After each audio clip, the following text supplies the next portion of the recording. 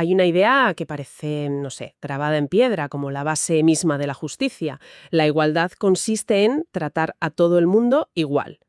Si le preguntamos a cualquiera por la calle, probablemente nos dirá eso. La ley es ciega, la misma para todos y punto. Parece sencillo, ¿verdad? Parece la respuesta obvia, ¿sí? Pues bien, tenemos sobre la mesa un documento sobre la igualdad constitucional que coge esa idea tan intuitiva y, bueno, la hace saltar por los aires. Sostiene algo que de entrada choca un poco, que tratar a todos por igual en determinadas circunstancias no solo no es justo, sino que puede llegar a ser inconstitucional. Es que esa es la gran paradoja. El documento nos obliga a cuestionar lo que entendemos por igualdad, porque en un Estado social de derecho, como el que analiza La Fuente, la igualdad deja de ser un punto de partida pasivo, se convierte en un objetivo activo. O sea, no es una fórmula matemática que se aplica sin más y ya está. Claro. De hecho, La Fuente lo condensa en una frase que creo que es la clave de todo esto. Dice, la igualdad no exige uniformidad, exige justificación. Y esa última palabra, justificación, es la que abre un universo de matices, de complejidades. Te obliga a preguntar no solo si el trato es el mismo, sino si ese trato es razonable y persigue un fin legítimo. Justificación. Me gusta eso. Pues ese es nuestro reto hoy entonces. Vamos a desgranar qué significa realmente la igualdad para la Constitución, yendo más allá del eslogan. Exploraremos la diferencia que es fundamental entre la igualdad formal y la material. Y nos meteremos de lleno en una de las herramientas más potentes y también más controvertidas que se usan para conseguirla, las acciones afirmativas. De acuerdo, empecemos por el principio, por esa idea que todos tenemos en la cabeza.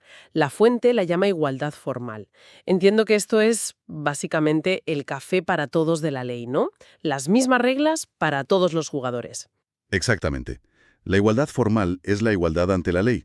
El texto la define como el principio que garantiza que la ley se aplica, pues de la misma manera a todas las personas que se encuentran en situaciones jurídicamente equivalentes. Ajá. Es la gran conquista del Estado de Derecho frente al antiguo régimen, donde había privilegios y leyes distintas según tu estamento social. Su función es crucial, ¿eh? Nos protege de la arbitrariedad del poder y garantiza la seguridad jurídica. Sin ella, no hay democracia posible. Vale. Es el cimiento, la base irrenunciable, lo entiendo. Pero el documento insiste mucho en que, aunque es necesaria, no es suficiente.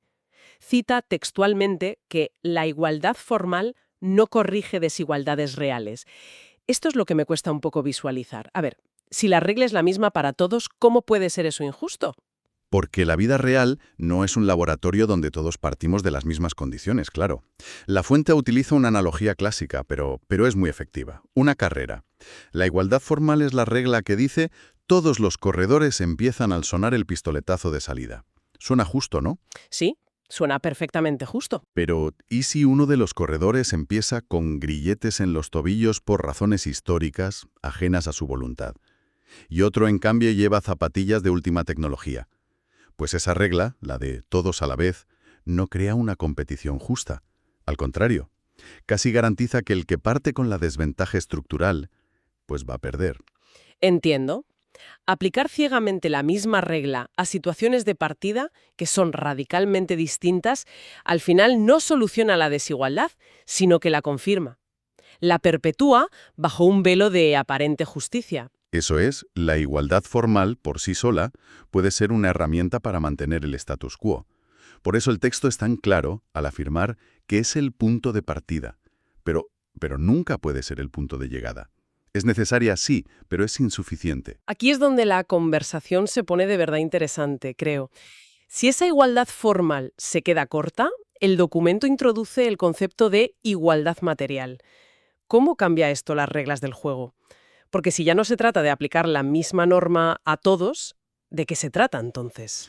Pues cambia las reglas por completo porque le da la vuelta al enfoque. Totalmente. La igualdad material, que el texto también llama real y efectiva, parte del reconocimiento explícito de una realidad que es incómoda. Y es que las personas y los grupos sociales no parten del mismo punto. Existen esas desventajas estructurales, esas mochilas o esos grilletes de los que hablábamos, que son fruto de la historia, de la economía, de la cultura. Ante esta realidad, el derecho no puede ser neutral o pasivo. La igualdad material exige que el Estado, por así decirlo, se quite la venda de los ojos, identifique esas desigualdades y se convierta en un agente interventor. Su deber constitucional ya no es solo no discriminar, sino adoptar medidas activas para corregir esas desventajas. Un momento. Agente interventor.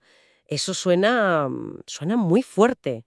A mucha gente esto podría sonarle a ingeniería social, ¿no? ¿No se corre el riesgo de que el Estado, al intentar corregir unas injusticias, acabe creando otras? ¿Dónde se pone el límite a esa intervención? Es una objeción fundamental, claro, y el propio sistema constitucional establece los límites. Pero el principio es claro. El documento llega a afirmar que la inacción del Estado frente a una desigualdad que es manifiesta y persistente puede ser considerada una omisión inconstitucional. Una omisión. Sí, es decir, que peca no solo el que discrimina, sino también el que, pudiendo hacerlo, no hace nada para nivelar el terreno de juego. Una omisión inconstitucional. O sea que la igualdad no es solo un derecho que los ciudadanos pueden reclamar, sino un mandato directo para los poderes públicos. ¿Y qué consecuencias prácticas tiene esto? ¿Cómo vemos este deber de intervenir en el día a día? Pues la fuente menciona varias consecuencias directas, muy tangibles. Primero, justifica y exige políticas públicas focalizadas en grupos vulnerables. Por ejemplo, becas para estudiantes de bajos recursos, ayudas a la dependencia, programas de empleo para parados de larga duración. Claro, lo típico. Segundo, legitima que la ley establezca tratos diferenciados. Por ejemplo, que la fiscalidad sea progresiva y no un tipo único para todos, porque reconoce que no es lo mismo el esfuerzo fiscal para quien gana 1.000 euros que para quien gana 100.000. Desde luego. Y tercero, implica una prioridad presupuestaria. El Estado debe destinar recursos a reducir esas brechas. Y aquí llegamos a la segunda idea que rompe nuestra intuición inicial. En el marco de la igualdad material, tratar distinto a los desiguales no solo está permitido, sino que a veces es constitucionalmente obligatorio. Vale, tratar distinto puede ser obligatorio. Esto me lleva directamente a uno de los temas más espinosos y que más debate generan, las llamadas acciones afirmativas. El documento las presenta con una frase muy potente, casi una provocación, un mecanismo para desigualar para igualar. ¿Cómo funciona esta aparente contradicción? La contradicción es solo aparente porque el objetivo final es la igualdad. Claro. Una acción afirmativa es una medida temporal y específica, diseñada para acelerar la corrección de una desventaja histórica estructural, una que la igualdad formal, por sí sola, no puede resolver. Es como darle un empujón al corredor de los grilletes para que pueda empezar a competir en condiciones más justas, por seguir con la analogía. Ya. El texto es muy insistente en un punto para evitar malentendidos. No son privilegios, son, y cito, instrumentos de corrección constitucional. Su base no es un capricho político, sino los principios más sólidos del Estado social, la dignidad humana y la búsqueda de una igualdad real. Mm.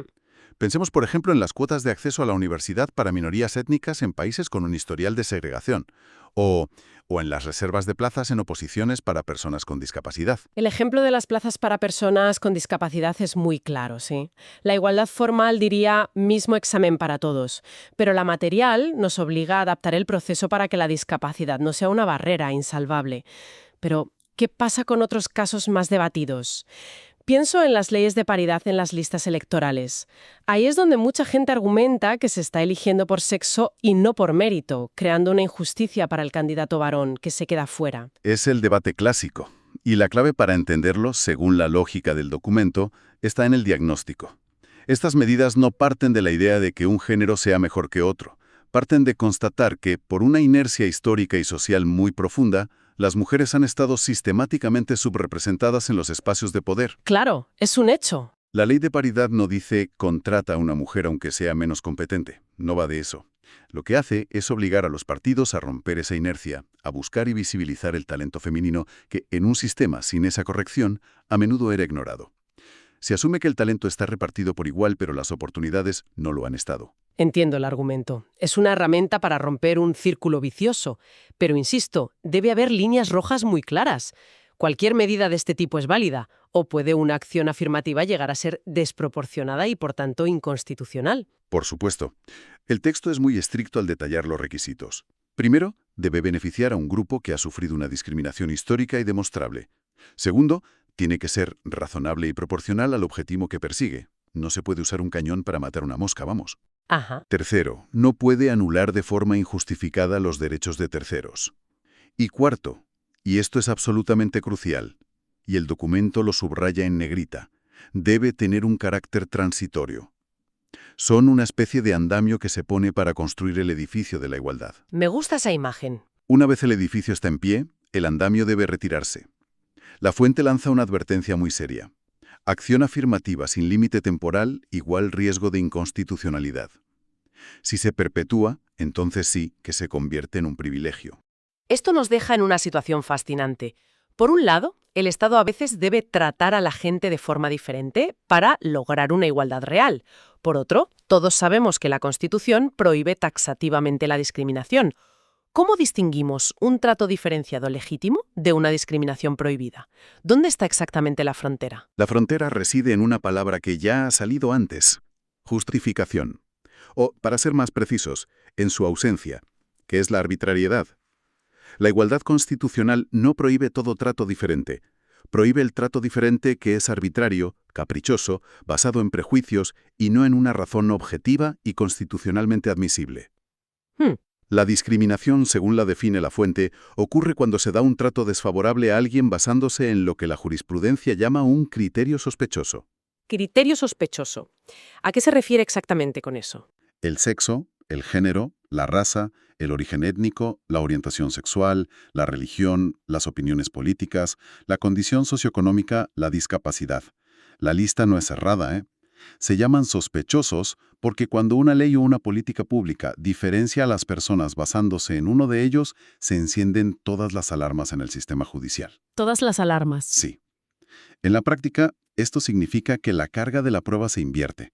El poder público que ha creado esa distinción tiene que demostrar con argumentos extraordinariamente sólidos que esa diferencia de trato es necesaria, idónea y estrictamente proporcional para alcanzar un fin constitucional imperioso. Ya. El juez va a mirar esa norma con una lupa de aumento para asegurarse de que no es un simple prejuicio disfrazado de ley. A ver, diferenciar por discapacidad para facilitar el acceso a un edificio es legítimo. Diferenciar por discapacidad para prohibir el acceso es una discriminación inconstitucional. El caso es claro, ¿no? Clarísimo. Entonces, si tuviéramos que ordenar todas estas piezas que hemos ido desgranando, ¿cómo encajan en el puzzle general de la igualdad constitucional según este análisis? Pues mira, el documento propone una síntesis final que me parece muy pedagógica. Lo presenta como un proceso dinámico como en 4 fases o niveles. A ver. Primero, la igualdad constitucional parte de la igualdad formal. Es el suelo, el mínimo indispensable sobre el que se construye todo lo demás. Segundo, pero se realiza a través de la igualdad material. Ese es el horizonte, el objetivo al que se aspira. Vale. Tercero, se operacionaliza con herramientas como las acciones afirmativas. Son los instrumentos prácticos para pasar de la teoría a la realidad, para construir ese edificio. Y cuarto, se protege mediante las prohibiciones de discriminación, que actúan como el escudo que impide retrocesos y protege la estructura de ataques basados en el prejuicio. Esa hoja de ruta en 4 pasos es increíblemente clara, la verdad. Y si tuvieras que destilar toda esta conversación en una única idea final, una especie de regla de oro para llevarnos a casa, ¿cuál sería? Sería la misma que propone la fuente al concluir. Resume toda esta lógica en 3 mandatos muy claros.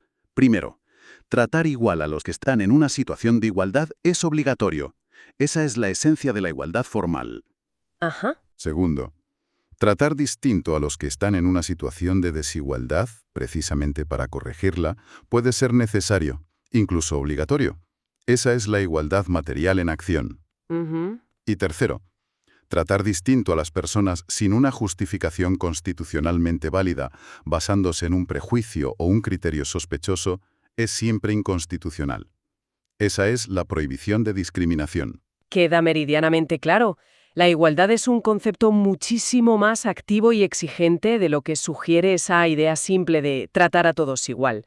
No es un punto de partida pasivo, que se da por hecho, sino un objetivo dinámico que requiere acción, corrección y, como decíamos al principio, una justificación constante. Exactamente. El gran cambio de paradigma que describe la fuente es ese. Pasar de una concepción estática y pasiva de no discriminar a una concepción dinámica y activa de promover la igualdad real.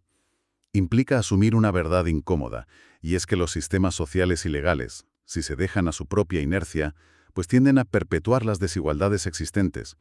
Y el derecho constitucional moderno tiene la obligación de intervenir para corregir ese rumbo. Y para terminar, quiero dejar en el aire una última reflexión que plantea el documento, casi al final.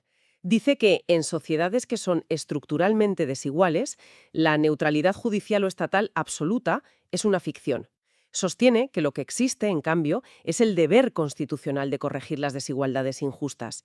Y esto nos deja con una pregunta final bastante profunda, para que cada quien la medite. Si esa neutralidad total es una ilusión en un contexto de desigualdad de partida, ¿qué significa entonces ser verdaderamente imparcial para quienes, como los jueces o los legisladores, tienen la inmensa tarea de aplicar la justicia y defender la Constitución cada día?